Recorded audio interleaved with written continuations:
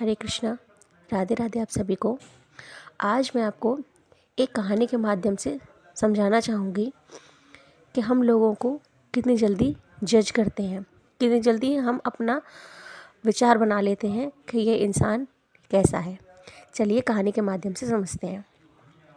एक बार एक क्लास में एक प्रोफेसर जो थे वो अपने बच्चों को एक कहानी सुना रहे थे। कहानी कुछ इस प्रकार थी कि एक बहुत बड़ा जहाज़ था, उस पर बहुत सारे लोग थे, लेकिन तभी एक एक्सीडेंट हुआ और कप्तान ने कहा कि ये जहाज़ डूबने वाला है, तो सारे लोग इस जहाज़ से उतर जाइए। तो जो लाइफ बोट थी वो बहुत ही कम थी और लोग ज़्यादा थे, लेकिन फिर भी कैसे भी एडजस्ट होकर ज़्यादातर लोग चले गए।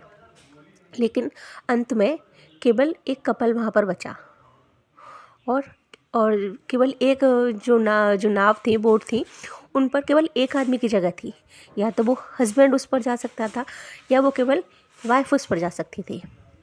तो तभी क्या हुआ, हस्बैंड ने अपनी वाइफ को धक्का दिया और उस नाव में कूद गया, जो नाव शहर के लिए जा रही थी। लेकिन तभी उसकी वाइफ ने कुछ चिल्लाते हुए कहा। अब प्रोफेसर अपनी क्लास में पूछते हैं कि उस वाइफ ने क्या कहा होगा चिल्लाते हुए। तभी कुछ बच्चे बोले कि उसकी पत्नी ने कहा होगा कि तुम बहुत धोखेबाज हो, तुम मुझे छोड़कर चले गए। कुछ ने कहा मैं तुमसे नफ़रत करती हूँ, तुमने मुझे अकेले छोड़ दिया। इसी तरीके से सारे बच्चों ने अपने अपने जवाब दिए। लेकिन तभी वहाँ पर एक बच्चा जो था वो एकदम शांत बैठा हुआ था। प्रोफेसर ने उससे कहा तुम्हारा क्या विचार है। जब पत्नी को उस पति ने धक्का दे दिया तो उस पत्नी ने क्या कहा होगा। तब उस बच्चे ने कहा कि सर उसने कहा होगा हमारी संतान का ध्यान रखना। ये बात सुनकर प्रोफेसर एकदम चौंक गए। उन्होंने कहा तुमको कैसे पता। जवाब एकदम सही है। उस पत्नी ने यही कहा था अपने पति से कि हमारे जो बच्चा है, हमारी जो संतान है, उसका ध्यान रखना। क्या तुमने ये कहानी पहले सुनी हुई थी। उसने कहा नहीं सर, मैंने ये कहानी पहले नहीं सुनी हुई थी, लेकिन जब मेरी बीमार माँ की मृत्यु हो रही थी तो मेरी बीमार माँ ने मेरे पिता से कहा था कि हमारे बच्चे का ध्यान रखना। इस बात को सुनकर प्रोफेसर को बहुत दुख हुआ और उन्होंने कहा कि अभी ये कहानी यहाँ ख़त्म नहीं हुई है, चलिए इस कहानी को आगे बढ़ाते हैं। तब क्या हुआ, वो जो पत्नी थी, थोड़े ही मिनटों में वो जो जहाज़ था वो डूब गया, उस पत्नी की मृत्यु हो गई। लेकिन वो जो पति था वो अपने घर पर आया। घर पर आकर क्या देखता है कि उसकी एक छोटी सी बच्ची वहाँ इंतज़ार कर रही थी। तब उसने अपनी बच्ची को हमेशा अपनी माँ की कमी नहीं महसूस होने दी, लेकिन फिर भी उस बच्ची के मन में कभी मतलब लगता था उसको मन में कि मतलब पापा खुद अकेले आ गए, मेरी मम्मी को वहीं छोड़ आए।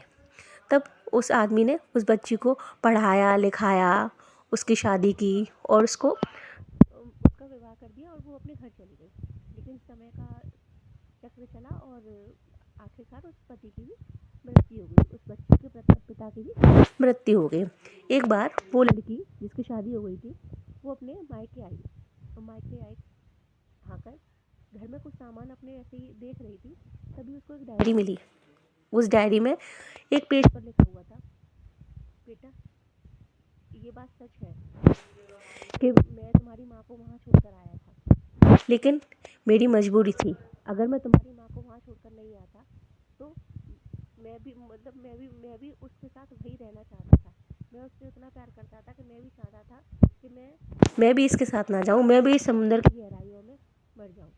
लेकिन मैं जानता था कि तुम वहाँ हमारा इंतज़ार कर रही हो और मैं चाहता था तुम्हारी माँ को भी भूल सकता था, मैं खुद वहीं रह जाता समुद्र में।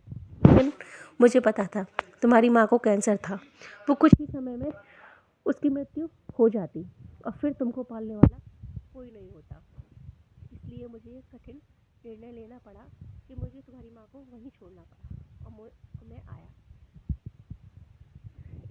इस पेज को सुनकर वो लड़की बहुत रोई, बहुत दुखी हुई, जो हमेशा से अपने पिता को गलत समझती आ रही थी।